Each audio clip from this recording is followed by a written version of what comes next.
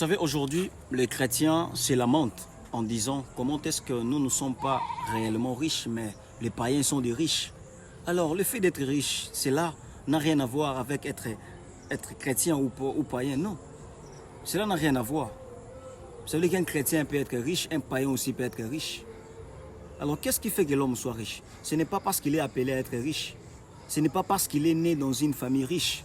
Ce n'est pas parce que peut-être il a rencontré un job peut-être qui l'a rendu riche. Non, non.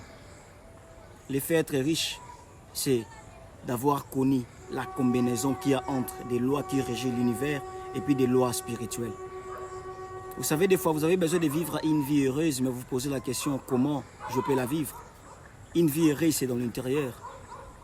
Alors, quand déjà vous êtes ignorant de certaines choses qui se passent dans des lois de la nature, c'est difficile pour vous de pouvoir y accéder dans de grandes choses. Mettons d'abord l'exemple.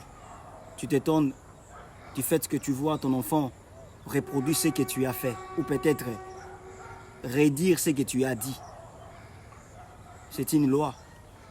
On appelle ça loi de l'unité. Ça veut dire que tout ce que nous disons, nous pensons, tout ce que nous touchons affecte l'entourage. Alors si tu comprends tout ça, même ta manière de vivre, même ta manière de faire les choses va changer. Alors cela va faire en sorte que tu réussis facilement dans tout ce que tu vas faire. Donc c'est un peu ça. Ok?